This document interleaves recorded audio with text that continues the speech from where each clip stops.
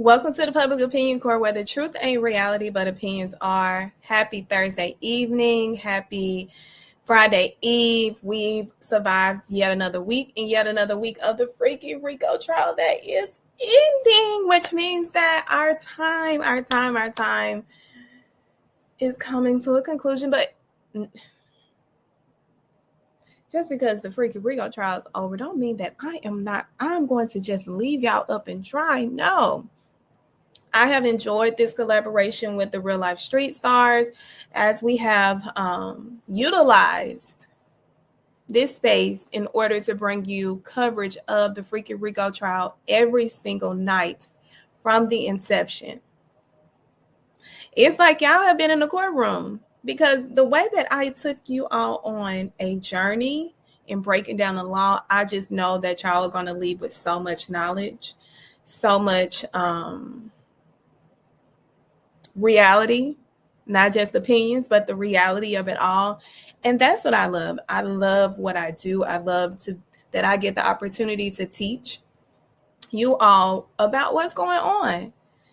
And listen, as you're coming in, make sure you are liking and subscribing to the Real Life Street Stars, as well as the Public Opinion Court. The information is scrolling on your device, so you have no excuse but to follow those directions.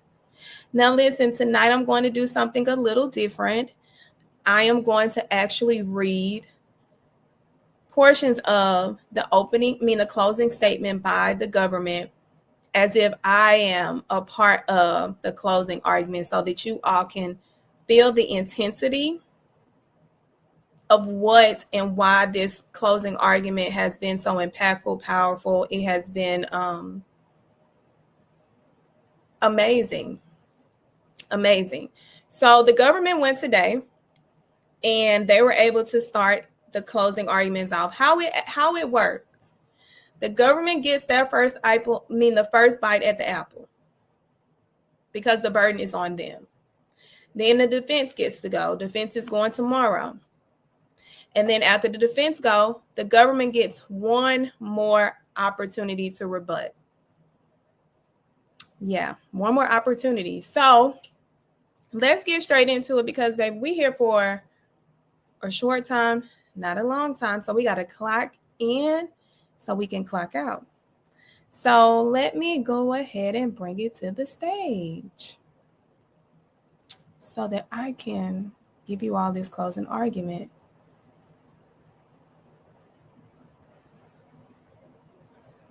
Y'all ready? Who ready? In the chat. You ready? Okay. Let's get this show on the road. So as a former prosecutor, I was very, very impactful in how I would craft my openings and I would craft my closing arguments, because I wanted to leave the impression upon the jury that everything that they heard, we've proven, and we've met our burden, we delivered. And let me remind you of the things that we have done. So I don't even know how to pronounce the AUSA name, but baby, she killed it. So let's get into it. Consider these moments.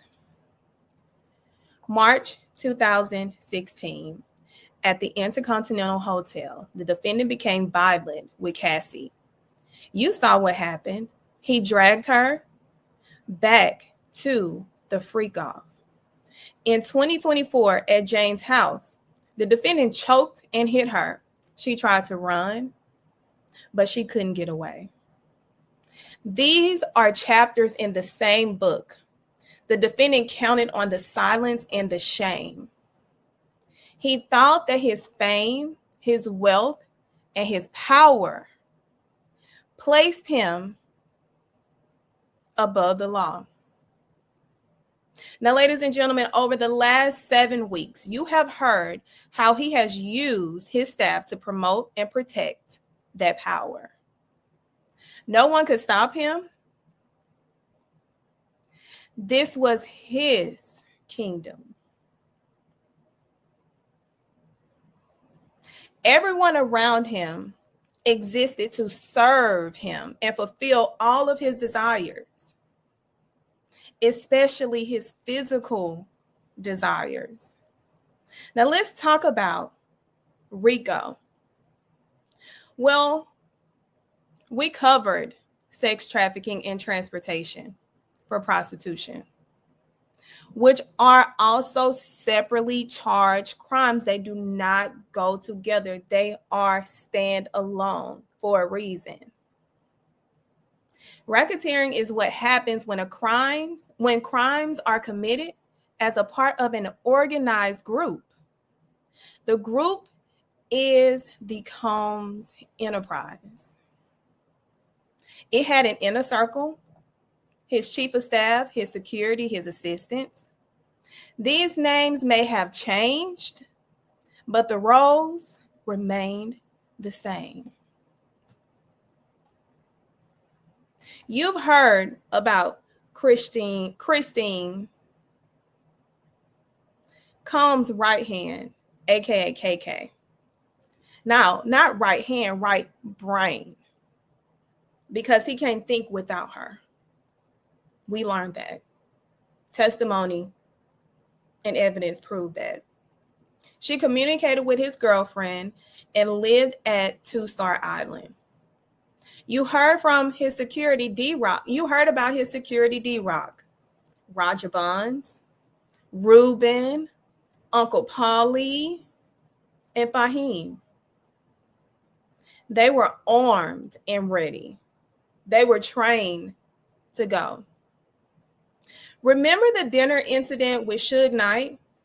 David James, the assistant, testified that Combs had weapons. When law enforcement searched the home, they found 2 AR-15s with serial numbers scratched off in the defendant's closet. These individuals worked under Combs' enterprise. You remember Brendan Paul, Combs' assistant? He made roughly $100,000 a year. KK made 6 times more,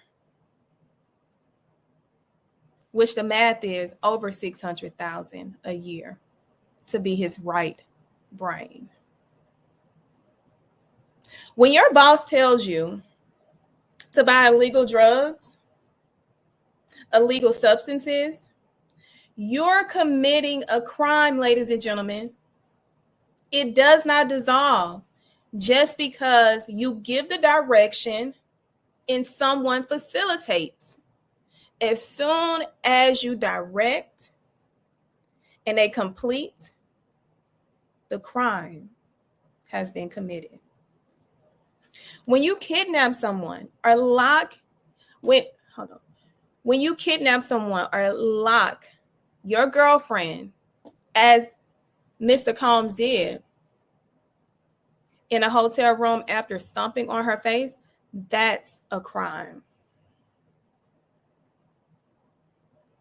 The law doesn't require, so let me be clear so that I can make this as simple as possible. The law does not require that you liked committing those crimes. You see, KK told the defendant himself, not to be reckless. But she still got him cash and drugs. Never missed a beat. That makes her a part of the enterprise.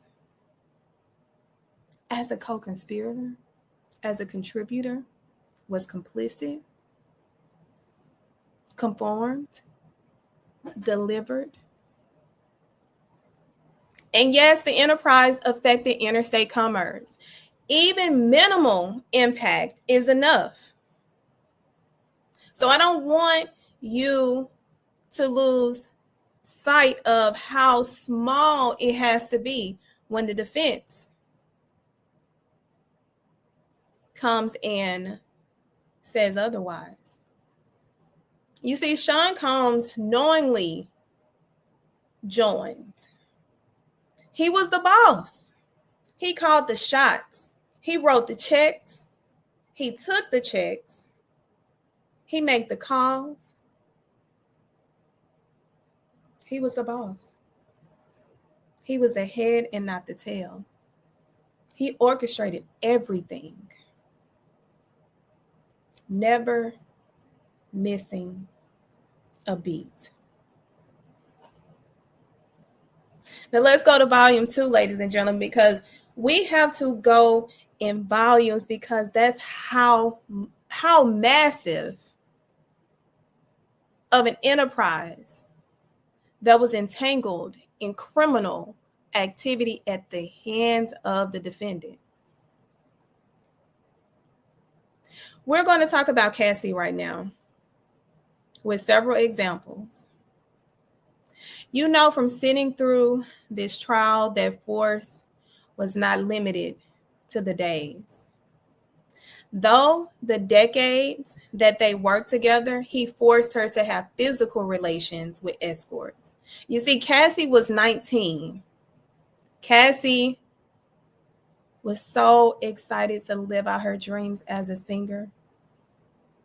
And who wouldn't when you were sold a dream and it turned out to be a lie? You see, the defendant was in his late 30s. He signed her to a record 10-album deal. A 10-album deal. He took her on a yacht soon after he signed her to the 10-record deal and gave her an e-pill. They had physical relations. They were in a relationship. She had just turned 21. So much life ahead of her. So much that was taken away because the defendant, who was her boss, called all the shots, never missed one. He molded her. He said that he was. Capricorn Clark testified to those very words. Let me show you. And then ordered Cassie around, and she did it. You see, because he was molding her and grooming her. Because he was the boss. He called the shots. He showed who was in power. When Cassie walked and turned around, that equaled total compliance, ladies and gentlemen. Total compliance. He didn't take no for an answer. We heard that from several witnesses in their testimony and in documented proof. He was abusive physically, emotionally, psychologically, and sexually. They want you to call this simply just domestic violence. But he was forcing. The reality is, ladies and gentlemen, he was forcing her to do freak-offs because he controlled everything. He demanded that her nails be done a certain way on red carpets. The Vanity Fair party in 2014, Deontay Nash told you, he shouted. Mr. Combs shouted, I thought I told you she had to have her hair up in an elevated, aggressive, demanding tone. He wouldn't let her make money for her music. She was offered the chance to do a comment video. The defendant said no because he controlled everything. He paid for her car, clothing, phones, and vacations. He made her a dependent so that she can depend on him and he can depend on her to deliver his sexual desires, even if it meant against her will.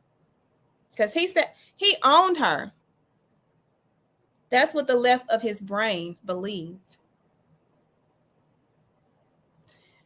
He did it with her family too.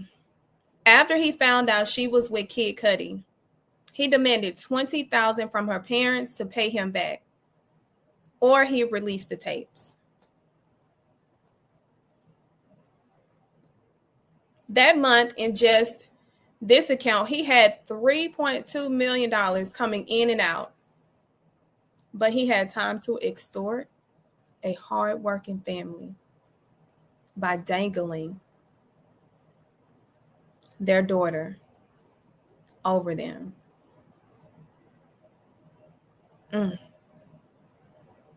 Because it was about control, ladies and gentlemen. Nothing more, nothing less. Remember what Dr. Hughes said: when a victim is unsure, and the abuser has the control because the victim has no footing. He punched her, he kicked her, he dragged her, and when it was a bad, he hid her in a hotel to heal and not be seen by anyone. Yeah, to hide her, to hide what he did. You saw those phones in the videos of D-Rock, Ruben, Pauly. They all knew. They all knew and was complicit and made sure to always do their job at the hands of the defendants. Commands. On demand. He even attacked her for attending a Prince party until Prince's security intervened. Mia and Mariah Morales described the abuse to you. Cassie told you when she got to the house, he threatened to release tapes. He assaulted her in Jamaica. He beat her up in Las Vegas, and she was curled under a toilet seat. She said that D-Rock cried. And then there's the assault at the Intercontinental Hotel that was caught on tape. For Cassie, this was normal. To the world, this was not normal. She was there when he attacked Mia, Deontay Nash, and BB. You see, B may have gotten the date wrong, so we will concede that she may have gotten the date wrong, but remember her experience and what she had to experience, because she still had injuries, ladies and gentlemen. You can't explain that away. You see, one time he had Cassie hold weapons for him. The diner, you remember about Suge Knight, the incident? Do you remember Cassie was in the house? She saw. Why didn't she leave? Is the question that the world, that's the $1 million question for every victim. Dr. Hughes explained that hitting leads to fear. Even when Cassie was in South Africa, he could not get away. You see, KK kept calling. D-Rock was loyal only to the defendant. Who did she have? No one. He kept playing both sides. D-Rock, which did not make it better, actually made it worse. He would talk to Cassie, then he would report back to the defendant, and then they showed D-Rock's text messages to Diddy.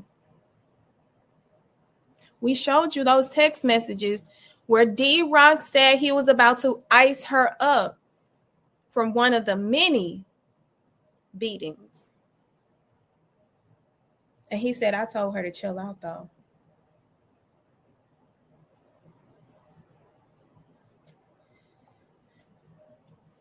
They met at a diner in Malibu when it was time for them to break up and go their separate ways. And to Cassie, it was very cordial. Until the defendant came back to her place and raped her on her living room floor one last time. She said no. She cried. But he didn't take no for an answer, like he has never taken no. He raped her. And the next day, he wrote her and he said, I could tell I didn't turn you on yesterday. And that's because the grape word. Because of the trauma bond and after the grape, she met him at a friend's party and they had a physical relation one more time. It was consensual. But this was a trauma bond. He had an MO. The MO, that the same MO he had when he targeted her. The MO was these long performances that he pleasured himself and sometimes filmed, just like Jane. You see, sometimes the defendant told the escorts to urinate on Cassie and sometimes grape her.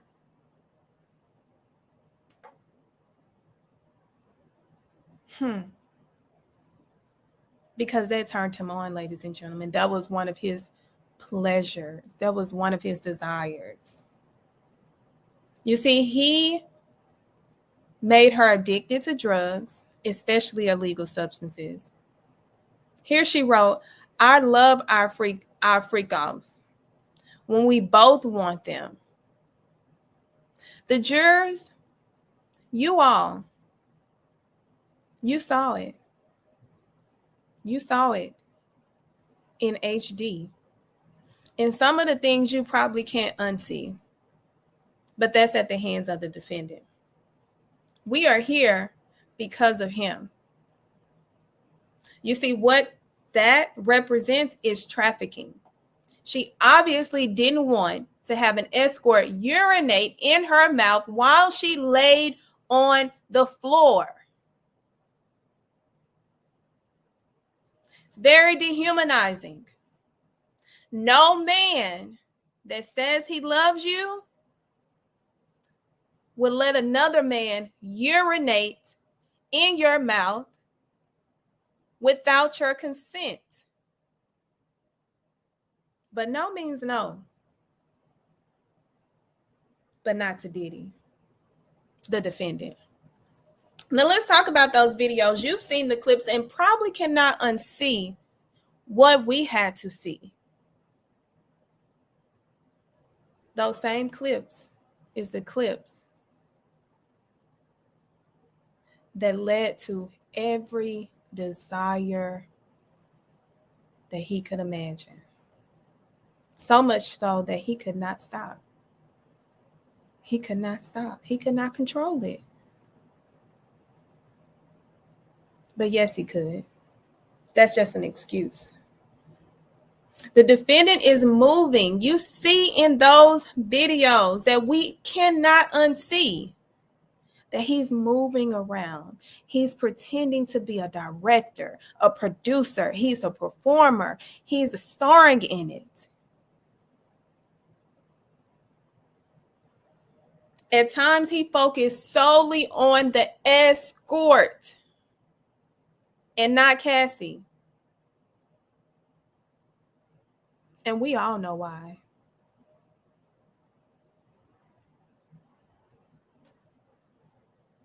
It's clear that it was about his fantasies, not Cassie's, not Jane's. His fantasies. He's the boss. He's in control. It's about him. No one tells him no. And if you try to, you will end up like Jane or Cassie. You see, he thought, and see, that's the problem. He thought the wrong thing. He thought that his fame, his wealth, and his power put him above the law.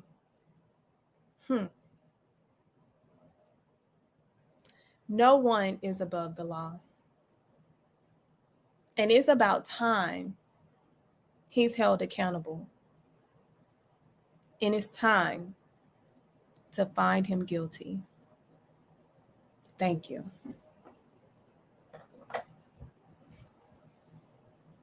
And that is how you do a impactful closing argument. Now, the closing argument was longer than that, but I had to flush out and bring you the important details of this particular closing. The closing was actually 5 hours. 5 hours. But what do y'all think about that closing? Do you think the AUSA, just by a sample of the closing, was driving what needed to be drove home? I think so. I think you can't tell me anything different. You can't. And speaking of some of the key players, let's talk about some of the key players. On this picture, you have the co-conspirators that have been named throughout this trial. Throughout. You have D-Rock, you have Diddy, and Ruben. We haven't heard about Ruben in a long time, but Ruben was in the Cassie era. The infamous co-conspirator herself, KK. KK, baby, we gonna see you after this. It didn't have to be like this, but you made it like this. This is Fahim, the security personnel. Fahim is about to be seen too.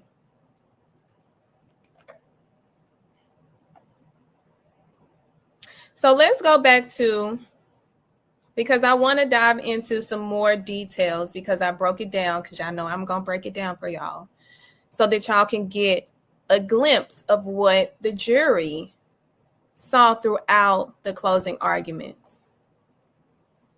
So we get past the closing, and I wanted to touch on some of the major key components that the government referenced. One of the main ones is when, they referenced the two, 2016 and 2014, one with Jane and one with the defendant, the abuse. Those were the violent episodes. And then they go and they talk about how these are not isolated incidents or events. They are chapters in the same book. That was a great analogy to build up the story that is unfolding as they have to prove each and every count. They have to create this story, build around this story with truth, evidence, facts, and witnesses, with the main ingredient being the law. The defendant counted on silence and shame. He believed his fame, his wealth, his power placed him above the law. Over the past 7 weeks, they reminded, you have heard how he's used his staff to protect his power and fulfill his desires, the physical, freaky ones.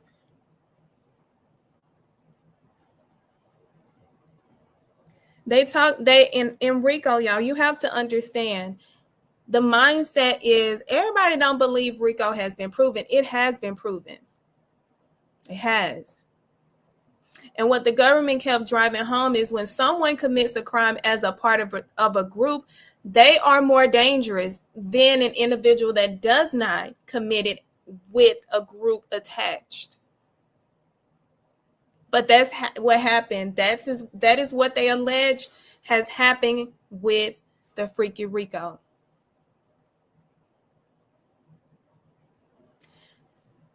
Now, I thought that they were just doing too much when they said membership into the enterprise. Like this was New Jack City. When you look at it from the business structure side, being that he's the only identified member of this business and owner, he became the sole member of this enterprise. And then he started bringing people like KK in. You had Brendan Paul. You had individuals like Roger Bonds.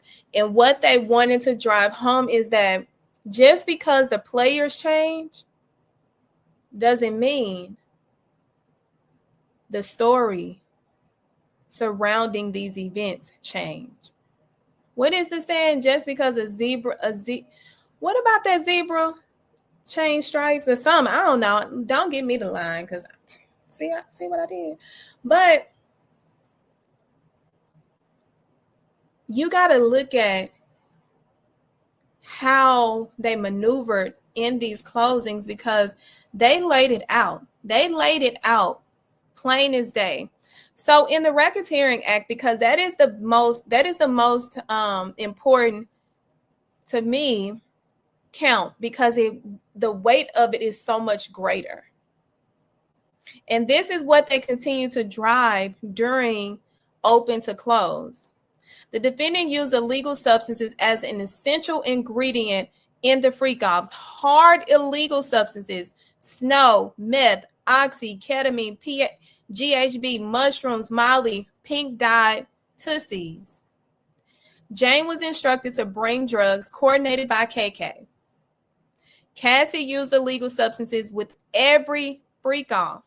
Jane used them with every freak-off except for one. Carrie Morgan and Vanna received drugs from the defendant.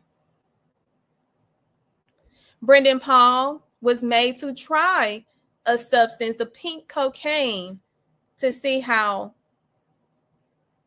it reacted. The security in KK coordinated and enabled this behavior. You see, distribution doesn't require a sale. In this case, please understand that distribution does not require that is a sale. I stated this yesterday. Giving drugs to someone that you have received illegally also equates and constitutes distribution. That is enough. Even if it's a personal use, it does not have to be great quantity. And that's what they brought out today in closing, to hone in on that. Then they went to kidnapping. Based on the California and New York law, holding someone without consent, it doesn't matter how long, holding someone without their consent considered kidnapping. You see, Cassie, Roger Bonds, remember when she said that she was trying to get away in London, and after he beat her and Roger Bonds brought her back to their hotel and they made her stay in a London hotel, that equates to kidnapping. Capricorn Clark, 2004. She was taken, had to take those 5 polygraphs on 5 different days. The defense has the right to come in and say that, she went willingly. She could have left. And I touched on that yesterday with Shapiro's argument about how that doesn't equate. The 2004 does not equate. 2011, that is the one that's in question, that I believe they have,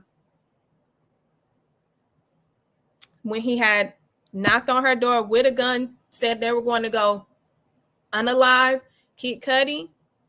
He had the gun on his lap. And then soon after, Kid Cudi's vehicle gets blown up. It's not coincidence. They made sure the jury understood this is not a coinky-dinky situation. The bribery and obstruction of justice. The 2016 Intercontinental Incident. You see, the defendant's team is continuing to say, and why I'm calling him a defendant? I still think I'm in a closed argument, y'all. Please forgive me. Diddy's team has stated that confiscating this video was for the purposes of protecting our reputations. But of course they're going to show the fact that they forced Cassie to call. Then he made he texted Cassie like, law enforcement is on the way.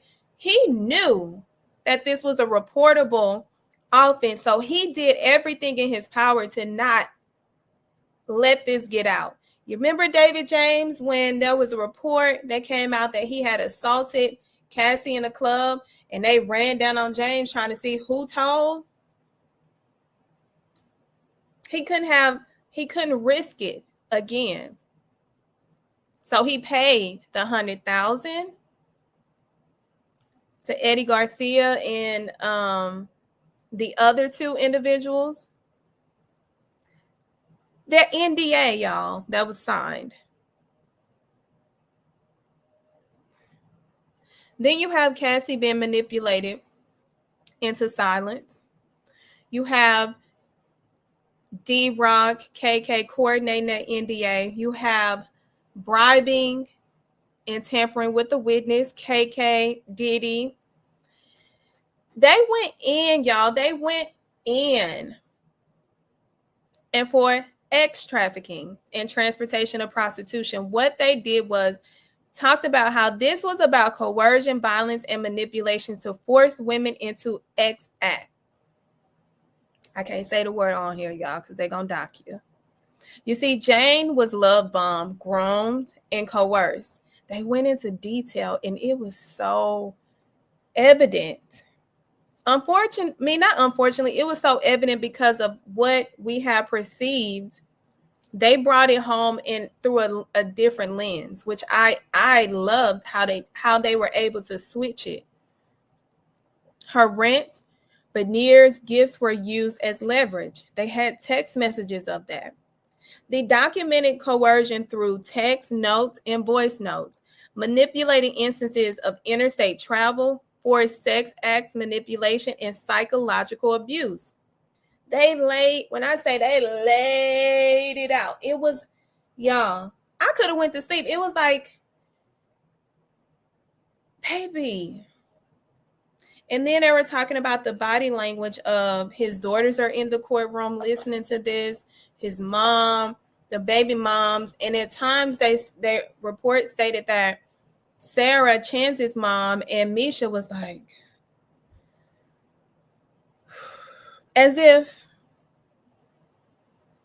they can relate. Can they? I don't know. So what they stated on this meets the legal definition of trafficking and transportation of prostitution. And in their conclusion, they said the defendant used drugs, violence, bribery, manipulation, money, and threats to operate an enterprise that trafficked, kidnapped, distributed illegal substances, committed arson, bribery, and obstructed justice. And what they stated was the law requires, like I've been saying, the law requires just two predicate acts for Rico. So, for example, it's so simple. Distribution. All they had to prove is that he distributed twice. And we know it's so much more. So much more. Also, trafficking. You only have to show it can be 100 traffickings. All you have to show is that one of those happened.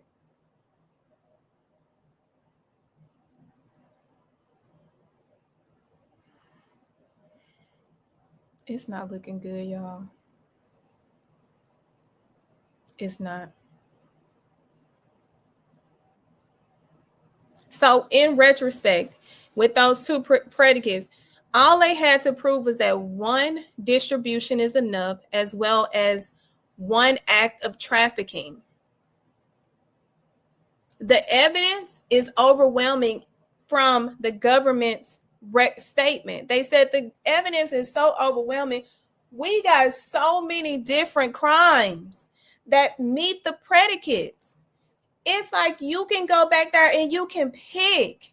That's how massive it is and overwhelming, which is why he needs to be held accountable. That's how they simply laid it out, y'all.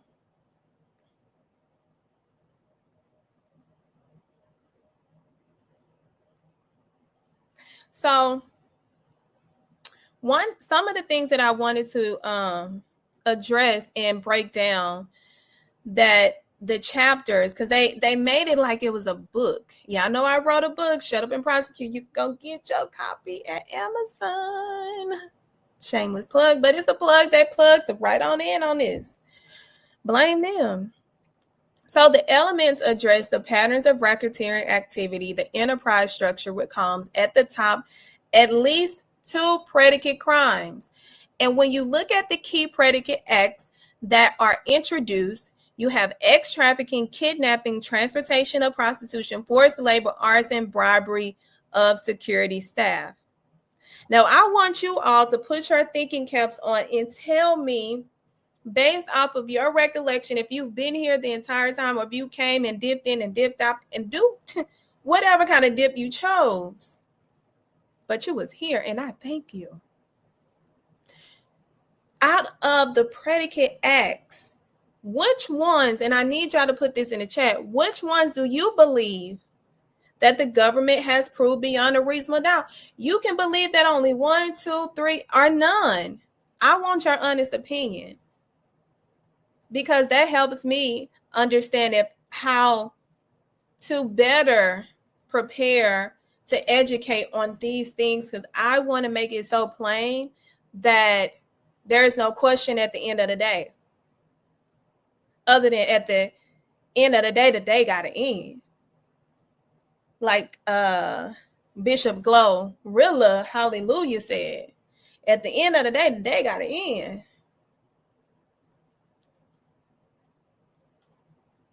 So put it in the chat. Let me know. So, X trafficking, the FOBs were organized, facilitated, and enforced through the intimidation and drugs. Some of the key evidence was Cassie and Jane were coerced into non-consensual acts. Combs maintained dominance via fear, surveillance, and manipulation. He paid escorts who were organized and arranged as a part of these events. What the AUSA stated is this was about fulfilling all of his desires, including sexual desires. Everyone was there to serve him, as he was a fucking prize. You a fucking liability, Diddy.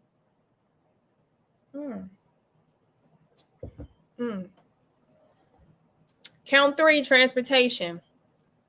Women were moved across state lines specifically to participate in freak-offs or other sexual acts that were arranged. Did we not hear testimony? If we did not, put it in the chat, because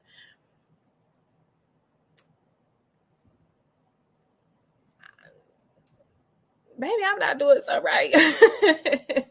The supporting testimony included escorts, witnesses, travel logs, and inner circle witnesses like Brennan Paul, who confirmed logistics and arrangements. What AUSA, SLAVIK, I think her name is SLAVIK, sounds very Russian. I like it. We'll talk about Rico, including sex trafficking and transportation for prostitution. They are also charged. So let's look at count 4. What their summary was: Combs used threats, force to detain victims, both psychologically and physically. Of course, they mentioned the 2016 hotel incident. And I just want to, what I'm actually doing is just taking and dissecting from the closing argument which they still got one more to go. Victims like Cassie, Jane Doe, and Staff, example, Capricorn Clark, were forced to perform tasks under coercion, fear, and retaliation. This is the forced labor aspect of it. Evidence such as unpaid bills, threats to not pay bills, excessive hours, psychological manipulation, inability to walk away due to threats of and or dependence. You got it. Okay, cool. So under bribery, of course, bribing a security guard, and I have to keep saying this because I want y'all to not lose sight of what their burden is for you to determine if you feel like they meet it, because you are a juror here. You are a juror at the public opinion court, and your vote on the outcome matters.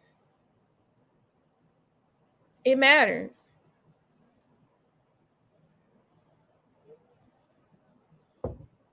So, of course, I am the charter. I'm going to create a chart. A chart hate to see me coming, and I love to see it coming because it gives me the opportunity to streamline.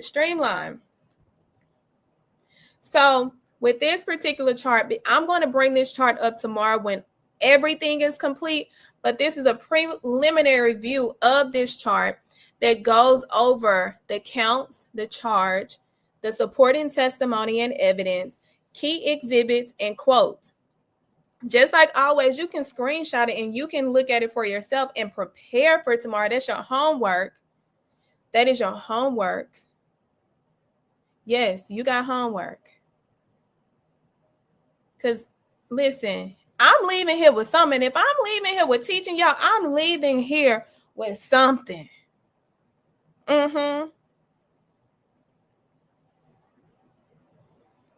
Let's see. Yes, and this is just what we went over yesterday. We went over this in nauseam several days. But like I said, tomorrow, after both sides go, we're going to continue to unpack all of this. All of it. Just like a lot of friends out here, okay? She asked me if she could work out with me. I said, okay. You got to believe what you want. It's the last time you're going to be cursing at me, disrespecting me over nothing. Like I'm a human being. I'm not going to lock myself up in a room and have no friends. I don't have a bunch of guy friends. I already told you that.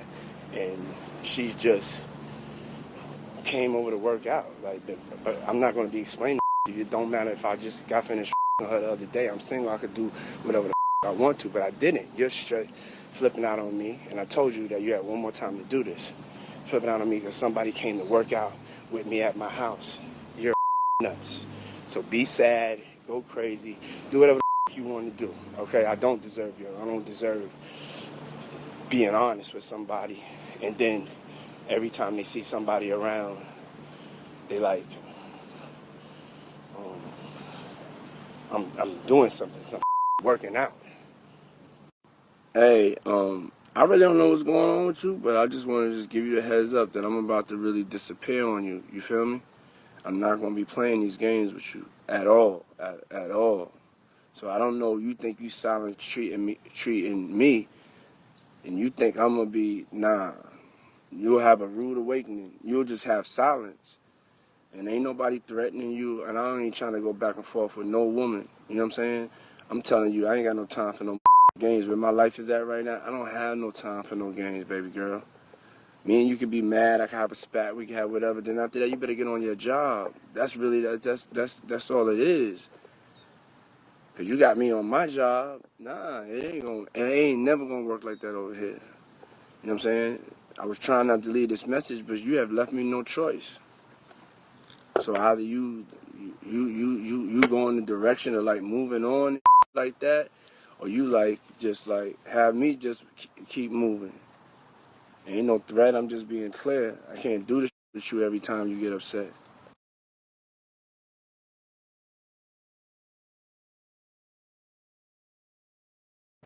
I thought lanky as Negro crashed out and crashed out real bad. I'm just putting these messages up here as a reminder of that crash out. Do I need to go over the crash out that he... Let me just go over this crash out since he wanted to try to make her feel like a crash out. Somebody was training? You got mad at? You wanted your money back? You said she could F the trainer. She was single. Y'all were not together. But you crashed out on Jane?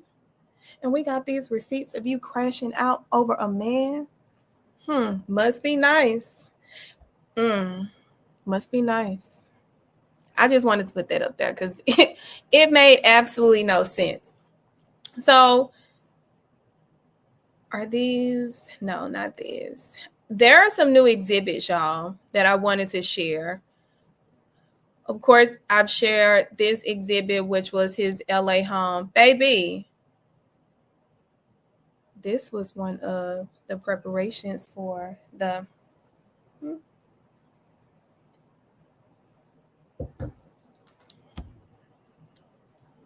Oh, looks very comfortable. Of course, we already went over the rooms. Oh, let me go back because some of y'all have not seen it. So let me not rush through. Let me give y'all the ability to see these two. This is one of the rooms that was rated in Miami, the bathroom, the closets, more closet space. This is the security area. Of course, the materials because they moved the office to the house. Yeah. More and more.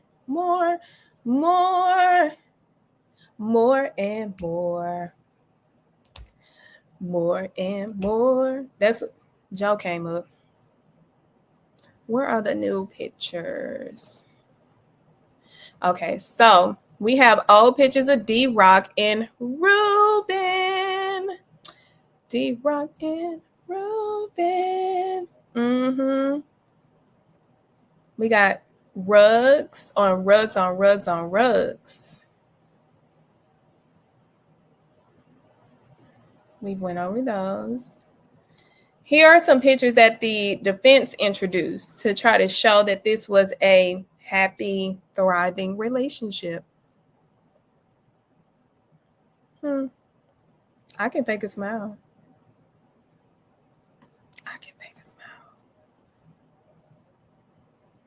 Here is an exhibit that I found that is one of the escort sites. And this is one of the exhibits, well, not exhibits, documentation that I pulled up on the dismissed juror. Remember the African-American one? The defense submitted their position and their issue on it, and it could come back as an issue. Let me see if I can read it. The defense submits this letter in further support of its vigorous opposition to striking juror, a Black man. Mr. Combs would be substantially prejudiced by the dismissal of this juror, and because there is no factual basis to remove him under whatever that is, to court lacks discretion to do so. Moreover, if you suppose inconsistencies in his answers to the court's question, we are truly of the concern. We respectfully request that a mistrial be declared. If the judge strikes this juror, we understand that the court has the preemptory strikes or this motion. However, we respectfully and regrettably disagree. The prosecution the government's motion must be evaluated in the light of the entire history of the investigation and the prosecution, and not in isolation. Unfortunately, when considered against the background, it is impossible to believe that this motion is merely a good faith attempt to raise a valid question about the juror's integrity rather than an effort to take advantage of an opportunity to strike yet another Black male juror from the jury. That is a very concerning possibility of appeal. I'm going to just say it. That right there could very well render an appealable reason. So I hope that y'all are liking and subscribing to the channel. Make sure you like. Today was very compelling. I think the government did very well in drawing the jury back in. I'm gonna tell you like this: jurors fall asleep regardless. They have juror fatigue. I heard about some of the jurors nodding off. That is customary. They not gonna forget when they get back to that jury room, when they're relaxed and they ain't gotta worry about falling asleep. So tomorrow, we have the defense. And if it's not still, baby, lock him up. Bye, Diddy. Bye. You gone, bye. If it's not still, because Agnifilio, what he gonna do? Get up there and stutter? So listen, if you are new here or you haven't grew here yet, I have, of course, published my own book, Shut Up and Prosecute, where you can get a copy on Amazon. Just type in Shut Up and Prosecute. This is the first book that I've written, self-written, published, all of those things. And I'm super proud of it because I'm speaking truth to power and exposing a system of corruption that people don't talk about out of fear, but the only person I fear is God, who's the head of my life. And I'm going to continue on the path of making sure that criminal justice reform has some type of credit that you can apply when you come across corruption due to power, money, and greed.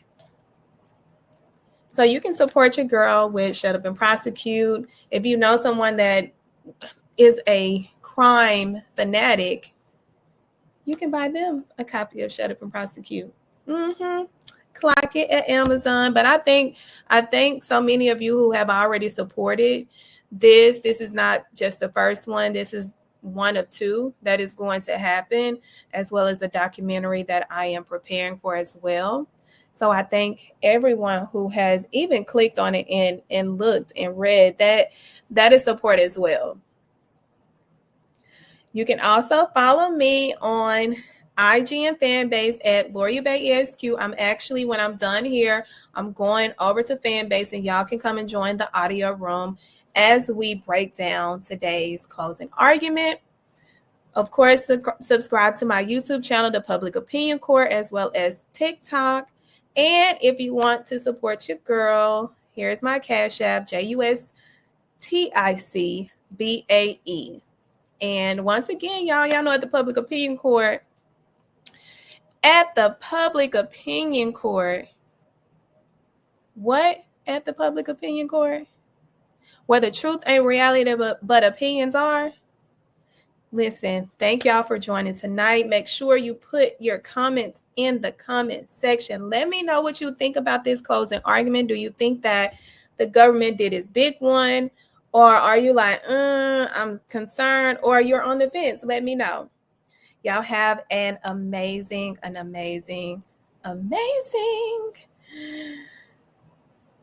evening. Okay.